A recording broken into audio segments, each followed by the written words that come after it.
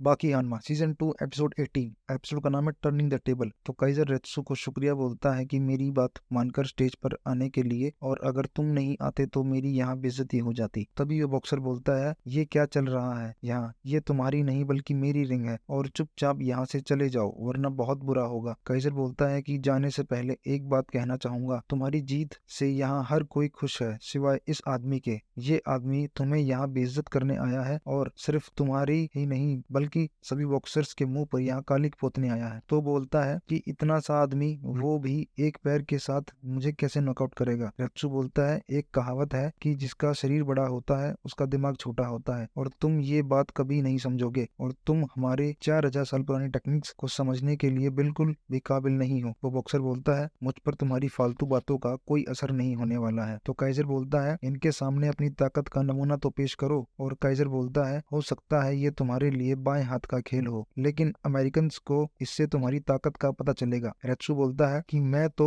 आपको बहुत बड़ा प्रमोटर समझ रहा था और इन ईंटों को तोड़ने से किसी को क्या फर्क पड़ेगा। मेरी ताकत का अंदाजा तो तब लगेगा जब मैं इस अपने से लंबे चौड़े इंसान को धूल चटाऊंगा। तभी वो बॉक्सर उन ईंटों को पंच मार कर तोड़ देता है और पब्लिक खुश हो जाती है। और वो बोलता है, अगर तुम चाहो तो मैं तुमसे बिना ग्लव्स के भी लड़ सकता हूँ। और अचानक रेत्सु उन ईंटों को पाउडर में बदल देता है। तो काइजर ताली बजाता है और बोलता है कि ये दुनिया का सबसे रोमांचक मैच होने वाला है। तो प्रेस कॉन्फ्रेंस में रेत्सु से उसकी फाइट के बारे में पूछते हैं। रेत्सु बोलता है कि मुझे तो कुछ समझ नहीं आ रहा कि क्या बताऊं। तो रेत्सु बोलता है, मैंने ऑफिशियल कोई मैच नहीं खेला, मेरी हर फाइट अनऑफिशियल रही है। तो रिपोर्टर्स उससे कई सवाल पूछते हैं और वो बोलता है, मैं ऐसी कोई लड़ाई नहीं लड़ी जिसमें रूल्स फॉलो किए जाते हों। तो एक रिपोर्टर पूछता है कि आपके पैर के साथ क्या हुआ। रेत्सु बोलता है कि ये मैंने अपने एक फ्रेंड्स के साथ लड़ाई में हार गया और हमारी लड़ाइयों में ऐसे हादसे होते रहते हैं। तो एक रिपोर्टर काइजर से पूछता है कि इस लड़ाई में क्या रूल्स होने वाले हैं। वो बोलता है, आमने सामने खड़े होकर अपने हाथों की ताकत दिखाएंगे, बस यही रूल है। तो काइजर बोलता है, इसको क्या नाम देना है मैं आप पर छोड़ता हूँ, मेरे लिए तो ये सिर्फ एक एग्जीबिशन है और मेरा काम है मैच को प्रमोट करना, और ये मैच दो कामयाब फाइटर्स के बीच है। तो रूम में रेत्सु और कोच होते हैं। कोच बोलता है, फॉर्मर चैंपियन के खिलाफ पहला मैच देखने में मजा आएगा, लेकिन तुम बॉक्सिंग की बेइज्जती कर रहे हो। तुमने आज तक सिर्फ 2 मैच लड़े हैं और तुम खुद को वर्ल्ड चैंपियन समझने लगे हो। तो चलो देखते हैं कि तुम इस रिटायर बुड्ढे के पंच से बच पाते हो कि नहीं। वो एकदम से रेत्सु को पंच मारता है और रेत्सु के नाक से खून आ जाता है। कोच बोलता है, मुझे रिटायर हुए 10 साल हो गए हैं और तुम मेरा पंच तक नहीं देख पाए, और अगर मेरी जगह वो बॉक्सर होता तो तुम मर गए होते। जाओ फाइट के लिए मना कर दो, यहाँ हमारा क्या काम। कल की फाइट पकड़कर जापान वापस चलते हैं। और कोच जैसे ही सोफे पर बैठता है उसका हाथ मुड़ जाता है और रेत्सु बोलता है, माफी चाहूंगा कोच, मुझे आपकी इंसल्ट नहीं करनी थी इसलिए मैंने ब्लॉक नहीं किया। मैं चाहता हूँ कि आप समझें कि मेरे लिए मार्शल आर्ट्स कितना जरूरी है। तो नेक्स्ट डे मैच में रेत्सु पहली बार किसी को एंटरटेन करने के लिए लड़ रहा था। रेत्सु के लिए ये शोर शराबा बिल्कुल नया था। रेत्सु रिंग में पहुंचता है और वो बॉक्सर उसे देखकर गुस्सा हो रहा होता है। रेत्सु सोचता है ये गुस्सा हो रहा है ताकि लोगों का उत्साह बढ़े। तो काइजर मैच को अनाउंस करता है और रेत्सु सोचता है इन लोगों ने लड़ाई को मजाक बना रखा है। तभी वो बॉक्सर रेत्सु की तरफ किक मारता है और बोलता है, आओ मारो मुझे, अब पता लग जाएगा कि किसमें कितना दम है। तो बॉक्सर बोलता है, मिस्टर रेत्सु, जितनी एक्टिंग करनी थी कर ली, अब मैं तुमसे कायदे से लड़ूंगा। रेत्सु ये सुन के चौंक जाता है और कोच बोलता है, रेत्सु इससे थोड़ा बचकर रहना। रेत्सु सोचता है इतनी हाइट और वेट होने के बाद भी इतना अच्छा फुटवर्क, कमाल है। और अचानक रेत्सु कॉर्नर में चला जाता है। रेत्सु के ये मूव देख कर सब चौंक जाते हैं। बॉक्सर बोलता है, मुझसे लड़ते वक्त कोने में जाना हानिकारक हो सकता है, अगर तुम कोने में गए तो खेल खत्म। तभी रेफरी बोलता है कि तुम ये क्या कर रहे हो, चलो उठो और लड़ो। रेत्सु बोलता है कि आप मुझसे ऐसे क्यों बोल रहे हैं, मैं बैठा हुआ नहीं हूँ और आप मुझे लड़ने के लिए क्यों कह रहे हैं। रेफरी बोलता है, मतलब। रेत्सु बोलता है, ना मुझे इसे पंच मारना है और ना इसका शिकार बनना है। रेफरी बोलता है, बिना लड़े ही हार मानना चाहते हो। रेत्सु बोलता है, मैं हार नहीं मान रहा, मैं उसे मारे बिना ही लड़ाई जीत सकता हूँ। बॉक्सर बोलता है रेफरी से कि आप मेरे सामने से हट जाओ। तो जैसे ही बॉक्सर रेत्सु पर अटैक करता है तो रेत्सु से 2 पंच मारता है और एक साइड पंच, जिससे वो ढेर हो जाता है और उस बॉक्सर को कुछ समझ ही नहीं आता। तो नेक्स्ट सीन में काइजर रेत्सु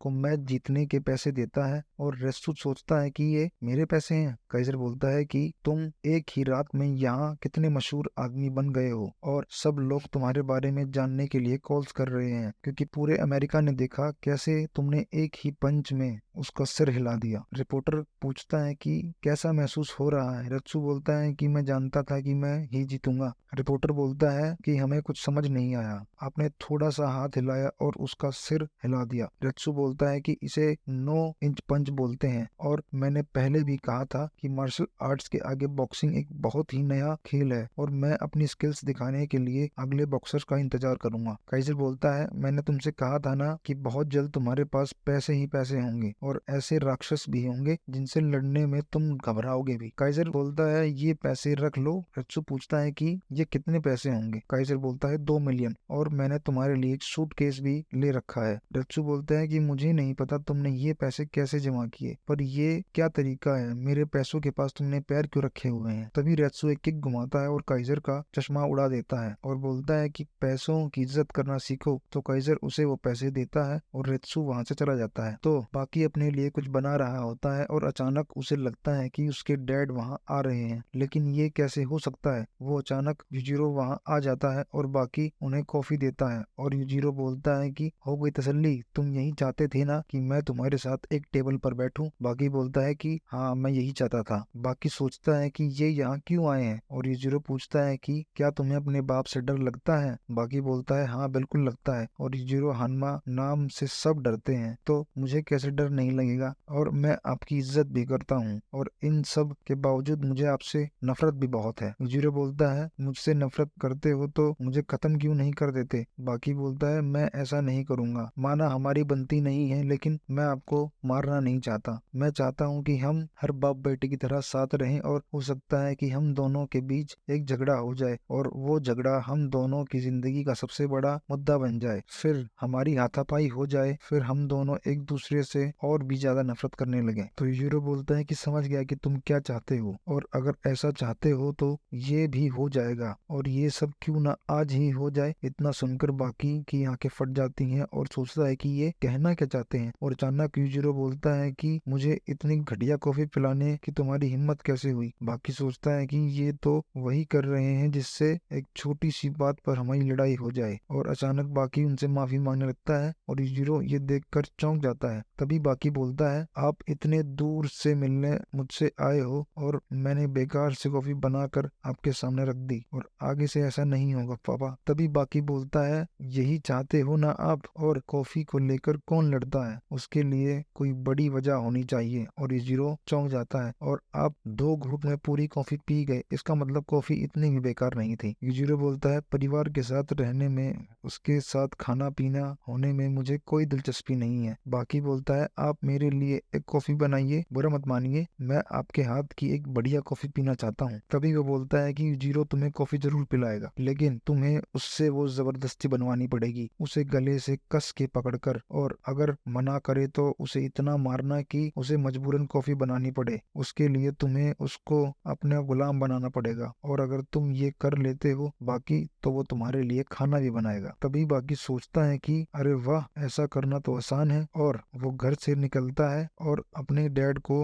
रुकने को बोलता है और कहता है दरवाजा ठीक से बंद किया करो। यूजिरो बोलता है ठीक है, मैं आगे से ध्यान रखूंगा। और बाकी सोचता है कि कैसे पिता है, ऐसे पिता दुनिया में किसी को भी ना मिले। और यहीं पर एपिसोड खत्म हो जाता है। थैंक यू सो मच, मिलते हैं अगले एपिसोड में।